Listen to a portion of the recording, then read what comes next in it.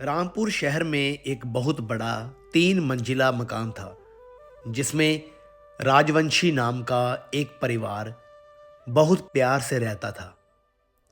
इस घर की मुखिया दादी सुमित्रा देवी थी, जो कि अपने 3 बेटों और उनकी बीवी बच्चों के साथ रहती थी।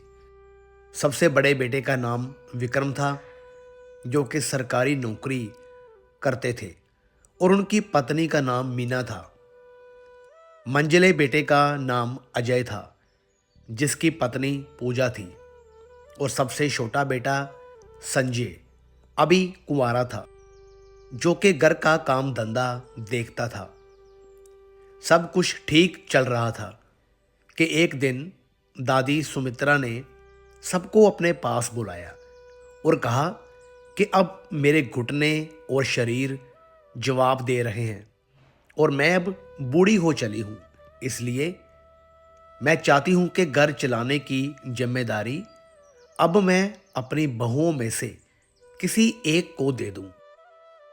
दादी की ये बात सुनते ही बड़ी बहू मीना झट से बोल पड़ी कि मैं इस घर की सबसे बड़ी बहू हूं, इसलिए घर संभालने का हक तो सिर्फ मेरा ही बनता है।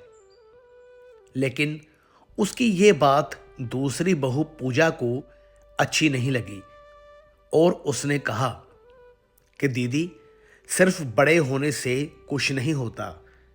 घर संभालने के लिए अकल और समझदारी भी होनी चाहिए। इसलिए यह जिम्मेदारी उसको मिलनी चाहिए जो इसके लायक हो। दोनों बहुओं में बहस होने लगी, जिसे देखकर दादी ने फैसला किया कि वह किसी एक की बात नहीं मानेगी, बल्कि 1 महीने तक दोनों बहुओं का काम देखेगी कि कौन दादी और घर का ज़्यादा अच्छे से ख्याल रखता है। और 1 महीने के बाद जो भी इस परीक्षा में जीतेगा, उसी को घर की चाबी मिलेगी। दादी के इस फैसले के बाद घर का हंसी खुशी वाला माहौल बदल गया और सब सोचने लगे कि अब आगे क्या होगा। अगले दिन सूरज निकलने के साथ ही घर का नज़ारा बिल्कुल बदल गया, क्योंकि मीना और पूजा दोनों ने कमर कस ली थी कि किसी भी तरह दादी का दिल जीतना है और घर की चाबी हासिल करनी है। बड़ी बहू मीना ने सोचा कि वह घर के कामकाज में अपनी मेहनत दिखाएगी, इसलिए वह सुबह अंधेरे में ही उठ जाती और झाड़ू पोछा करके घर के कोने कोने को चमका देती और फिर रसोई में जाकर दादी के लिए तरह तरह के स्वादिष्ट और गर्मा गर्म पकवान बनाती, ताकि दादी को लगे कि वही घर को सबसे अच्छे से चला सकती है। दूसरी तरफ मंजली बहू पूजा ने दूसरा तरीका अपनाया और उसने सोचा कि वह दादी की सेवा करके उनको खुश करेगी। इसलिए वह शाम होते ही दादी के पास बैठ जाती, उनके थके हुए पैर दबाती और बाजार से दादी के मनपसंद फल, दवाइयाँ और मिठाइयाँ लाकर देती, ताकि दादी को लगे कि पूजा ही उनका असली ख्याल रखती है। ये मुकाबला यही नहीं रुका, बल्कि धीरे धीरे इनके पतियों पर भी इनका बुरा असर होने लगा। बड़ा भाई विक्रम अपनी पत्नी मीना की तरफदारी करता, तो मंजिला भाई अजय अपनी पत्नी पूजा का पक्ष लेता। और इस चक्कर में जो भाई पहले एक साथ बैठकर खाना खाते थे, अब वे एक दूसरे से ठीक से बात भी नहीं करते थे और घर में तनाव इतना बढ़ गया कि दोनों भाइयों के बीच दीवार खड़ी होने लगी। घर के बच्चे रोहित, प्रिया और आरती, जो पहले एक साथ खेलते कूदते थे, अब अपने माता पिता के इन झगड़ों और बदले हुए व्यवहार को देखकर बहुत सहम गए थे और उन्हें डर लगने लगा था कि कहीं उनका प्यारा परिवार बिखर ना जाए इस पूरे घर में केवल सबसे छोटा बेटा संजय ही था जिसको ये सब देखकर बहुत तकलीफ हो रही थी। वह बार बार अपने दोनों बड़े भाइयों के पास जाता और हाथ जोड़कर समझाता कि एक मामूली जिम्मेदारी के लिए अपने खून के रिश्तों को मत मारो, ये होड़ हमारे घर के टुकड़े कर देगी। मगर अहंकार और लालच में डूबे भाइयों ने उसकी समझदारी वाली बातों को अनसुना कर दिया। आखिर में परेशान होकर एक रात संजय दादी के कमरे में गया और उदास होकर पूछा कि माँ, आप ये सब क्या तमाशा देख रही हैं? क्या आपको नहीं दिखता कि घर में लड़ाई हो रही है?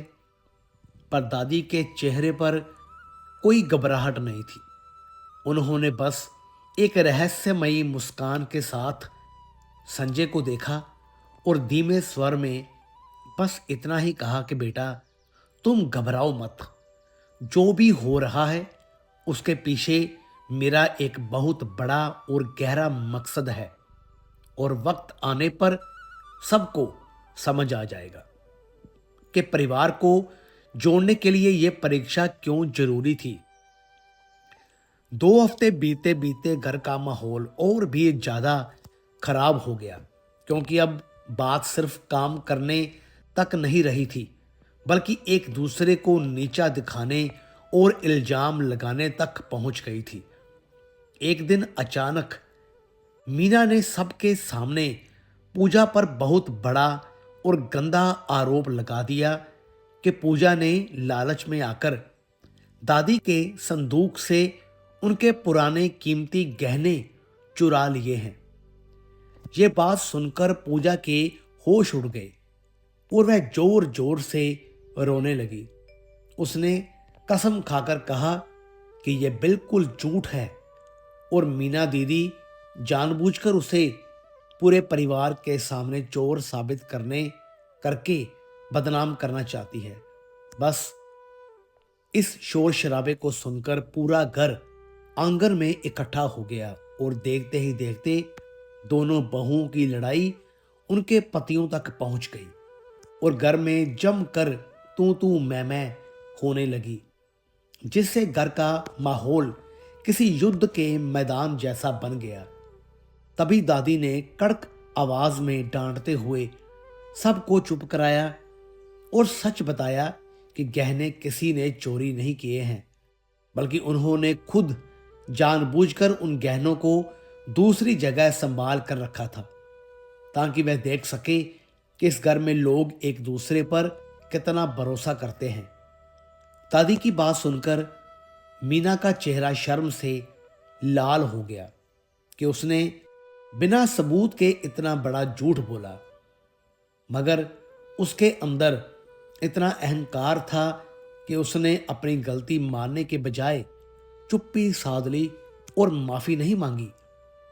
उसी रात इस बात को लेकर विक्रम और अजय में इतनी भयंकर लड़ाई हुई कि दोनों सगे भाइयों ने कसम खा ली कि वे अब एक दूसरे का मुंह भी नहीं देखेंगे और बातचीत हमेशा के लिए बंद कर देंगे।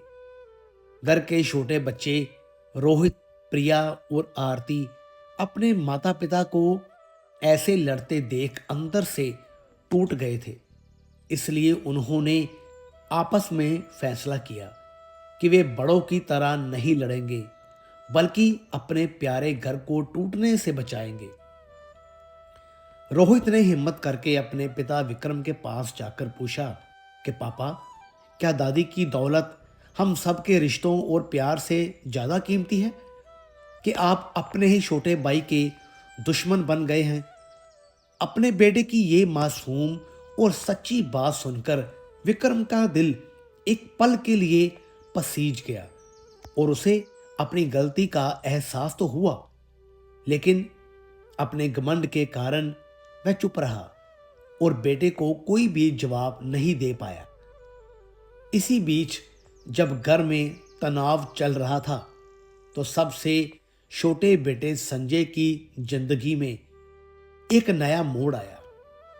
क्योंकि उसकी मुलाकात निधि नाम की एक बहुत ही सुलझी हुई और साधारण लड़की से हुई, जो एक स्कूल में बच्चों को पढ़ाती थी। और देखते ही देखते संजय को उससे प्यार हो गया और उसने तय कर लिया कि वह उसी से ही शादी करेगा। इसलिए उसने बहुत हिम्मत जुटाकर अपने परिवार के सामने शादी की बात रखी। लेकिन जैसे ही ये बात बड़ी भाभी मीना को पता चली, तो उसने तुरंत नाक भौं सिकोड़ ली, क्योंकि वह मन ही मन चाहती थी कि संजय की शादी किसी बहुत बड़े और अमीर खानदान की लड़की से हो, ताकि समाज में उनका रुतबा और बढ़े। इसलिए उसने अपने पति विक्रम के कान भर दिए कि निधि हमारे ऊंचे स्तर की नहीं है और यह रिश्ता हमारी नाक कटा देगा। जिसकी वजह से विक्रम ने बिना संजय की खुशी देखे साफ मना कर दिया कि यह शादी नहीं हो सकती।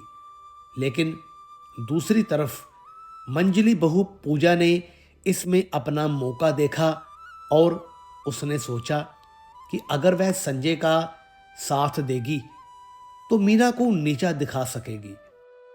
इसलिए उसने निधि से मिलकर उसे पसंद कर लिया और अपने पति अजय को भी राजी कर लिया कि हमें संजय की शादी निधि से ही करानी चाहिए। इस तरह अब घर पूरी तरह से दो दुश्मन गुटों में बंट गया। जहां एक तरफ विक्रम और मीना थे, तो दूसरी तरफ अजय और पूजा खड़े हो गए थे। और घर का ये हाल देखकर दादी चुपचाप सब तमाशा देख रही थी। लेकिन संजय का दिल पूरी तरह से टूट गया कि उसके सगे भाई उसकी खुशियों के दुश्मन बन गए हैं। और वह इतना दुखी हो गया कि उसने मन ही मन फैसला कर लिया कि वह अब ये घर और परिवार हमेशा के लिए छोड़कर कहीं दूर चला जाएगा। एक दिन जब घर के हालात बदतर हो गए, तो दादी सुमित्रा देवी ने अपने सब्र का बांध टूटते हुए देखा और उन्होंने गुस्से में भरकर पूरे परिवार को एक साथ बुलाया और कड़क आवाज में चेतावनी दी कि अगर घर में यह रोज रोज का कलेश खत्म नहीं हुआ, तो वह अपना ये आलीशान मकान और सारी दौलत किसी मंदिर या अनाथालय को दान कर देगी और किसी को फूटी कोड़ी भी नहीं देगी। ये सुनते ही सबके पैरों तले जमीन खिसक गई और सबकी बोलती बंद हो गई। तब दादी ने राज खोलते हुए सबको बताया कि उन्होंने बहुओं के बीच ये प्रतियोगिता इसलिए नहीं करवाई थी कि वह देखना चाहती थी कि कौन काम अच्छा करता है, बल्कि वह तो ये परीक्षा ले रही थी कि किसके दिल में परिवार के लिए प्यार है और किसके मन में सिर्फ पैसों का लालच भरा है। दादी ने मीना और पूजा दोनों को समझाया कि तुम दोनों काम में तो बहुत होशियार हो, लेकिन अफसोस कि तुमने अपनी अकल का इस्तेमाल परिवार को जोड़ने के बजाय एक दूसरे को नीचा दिखाने और घर तोड़ने में किया। इसलिए तुम दोनों ही इस परीक्षा में फेल हो गई हो। उन्होंने सबके सामने फैसला सुनाया कि इस घर की असली जिम्मेदारी तो सबसे छोटे बेटे संजय को मिलनी चाहिए, क्योंकि पूरे परिवार में सिर्फ वही एक ऐसा इंसान है जिसने लालच नहीं किया और घर को टूटने से बचाने की कोशिश भी की। इसके साथ ही दादी ने अपने बड़े बेटों विक्रम और अजय को भी खूब खरी खोटी सुनाई कि तुम दोनों अपनी बीवियों के इशारों पर नाचने वाले खिलौने बन गए हो और पैसे के चक्कर में भाई का रिश्ता तक भूल गए। दादी की ये कड़वी मगर सच्ची बातें सुनकर चारों को बहुत शर्म आई और उन्हें अपनी भारी गलती का एहसास हुआ। अंत में दादी ने अपना पक्का फरमान सुनाते हुए ऐलान कर दिया कि संजय की शादी उसी साधारण लड़की निधि से ही होगी, और अगर अब किसी ने भी इस रिश्ते के खिलाफ एक शब्द भी बोला तो वह अपना सामान उठाकर हमेशा के लिए इस घर से बाहर जा सकता है। दादी की कड़ी फटकार और घर से बेदखल होने की चेतावनी का इतना गहरा असर हुआ कि विक्रम और अजय दोनों बड़े भाइयों की अकल ठिकाने आ गई, और उन्होंने एकांत में बैठकर आपस में बात की और फैसला किया कि वे दौलत के पीछे भागकर अपने खून के रिश्तों को खराब नहीं करेंगे। इसलिए दोनों भाइयों ने अपना सारा पुराना गुस्सा और अहंकार थूक दिया और रोते हुए एक दूसरे को गले लगाकर माफी मांगी, जिससे बरसों पुराना भाईचारे का प्यार फिर से जाग उठा। उधर अपने पतियों को मिलता देख मीना और पूजा को भी अपनी गलती का बहुत गहरा पछतावा हुआ, और उन्हें समझ आ गया कि उनकी बेवजह की जिद और जलन ने पूरे घर को नर्क बना दिया था। इसलिए मीना ने आगे बढ़कर पूजा से अपनी कड़वी बातों के लिए माफ़ी मांगी और पूजा ने भी उसे माफ़ कर दिया, जिसके बाद दोनों ने मिलकर संजय की शादी की जिम्मेदारी अपने कंधों पर उठा ली। अब जब संजय की होने वाली पत्नी निधि पहली बार घर आई तो पूरे परिवार ने उसका दिल खोलकर स्वागत किया, और निधि ने भी अपनी सादगी और समझदारी से सबका मन मोह लिया और सबसे इतने प्यार से बात की कि किसी को लगा ही नहीं कि वे बाहर की है। शादी की तैयारियों के शोर और हंसी मजाक में घर फिर से गूंजने लगा, जिसे देखकर घर के बच्चे रोहित, प्रिया और आरती की खुशी का ठिकाना नहीं रहा, क्योंकि उनका बिखरा हुआ परिवार फिर से एक हो गया था और सब कुछ बहुत अच्छा चल रहा था। लेकिन तभी अचानक किस्मत ने एक और करवट ली और दादी सुमित्रा देवी की तबीयत बहुत ज़्यादा बिगड़ गई। डॉक्टर ने आकर जांच की और चेहरे पर चिंता लाकर बताया कि मामला बहुत गंभीर है और दादी को बचाने के लिए बहुत ज़्यादा सेवा और इलाज की ज़रूरत है।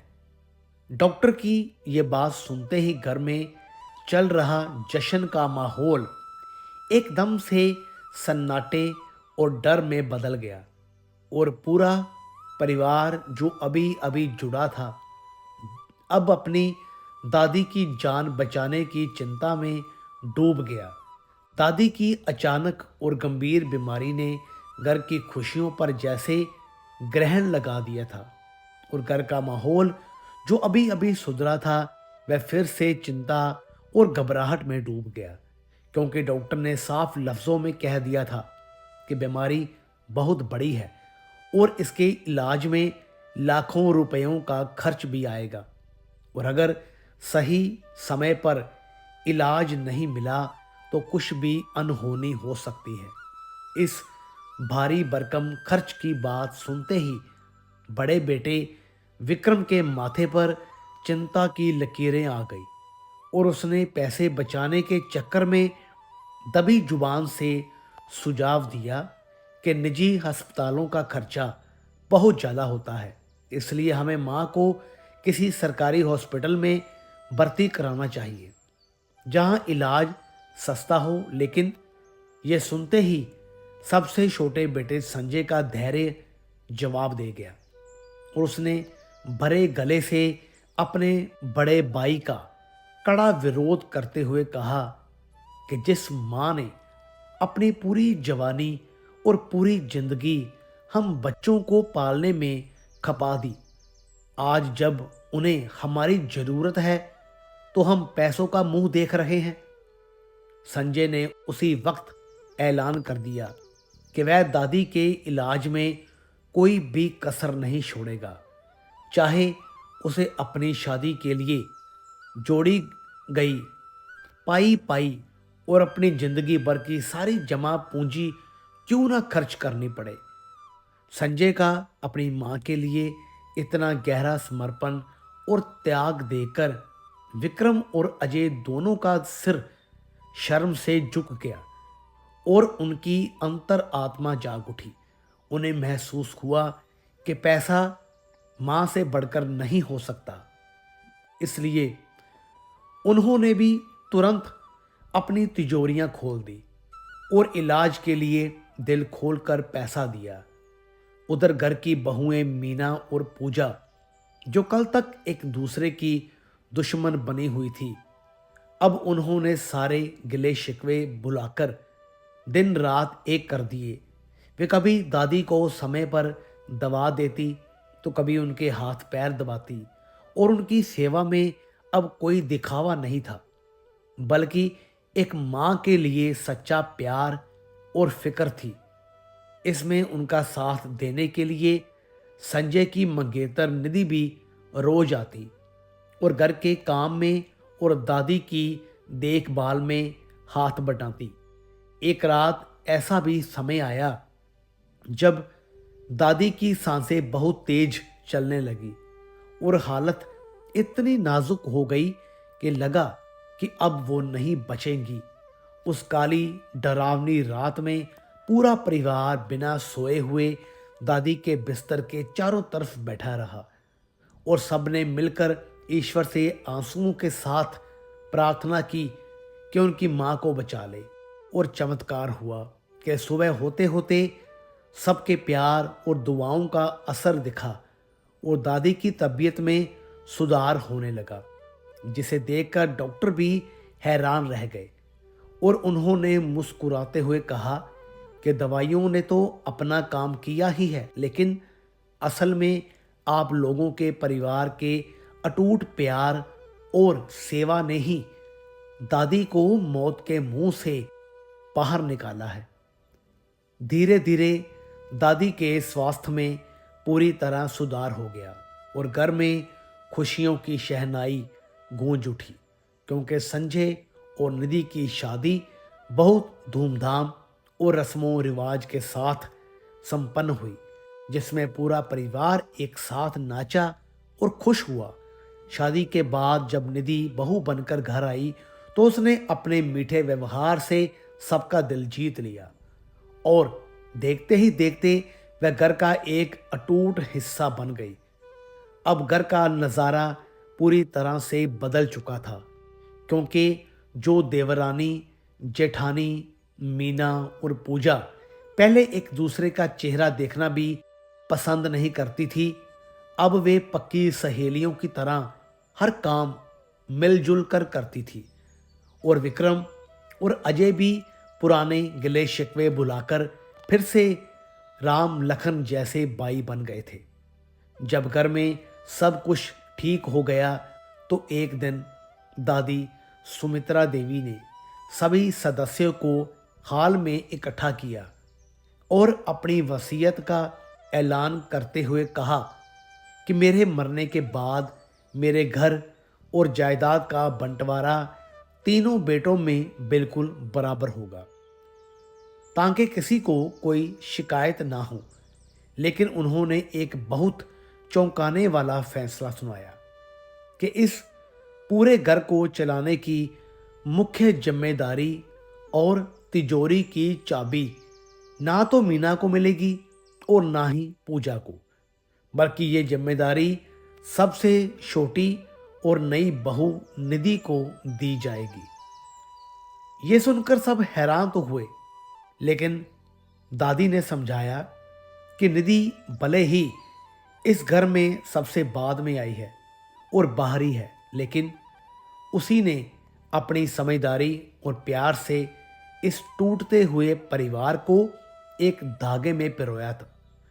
दादी का ये फैसला सुनकर किसी को बुरा नहीं लगा, बल्कि सबने तालियां बजाकर इसका स्वागत किया, क्योंकि अब सब निधि को बहुत मानते थे। निधि ने भी बहुत विनम्रता से बड़ों के पैर छूकर यह जिम्मेदारी स्वीकार की और वादा किया कि वह अकेले नहीं बल्कि सबकी सलाह और मदद से ही घर चलाएगी। इस तरह राजवंशी परिवार जो लालच की वजह से बिखरने वाला था, वह एक संकट और प्यार की वजह से फिर से स्वर्ग जैसा बन गया। और दादी अपनी आराम कुर्सी पर बैठकर मुस्कुराते हुए सोचने लगी कि उनकी योजना सफल रही, क्योंकि उनके बच्चों ने आखिर ये सबक सीख ही लिया कि दुनिया में असली दौलत और सुख बैंक में रखा पैसा नहीं, बल्कि परिवार का आपसी प्रेम और एकता है। तो दोस्तों, कैसी लगी आपको ये कहानी? वीडियो अच्छी लगी हो तो प्लीज़ लाइक करें, शेयर करें, चैनल को सब्सक्राइब जरूर करें। तो मिलेंगे फिर से एक और नई ऐसी ही दिलचस्प कहानी के साथ। तब तक के लिए गुड बाय।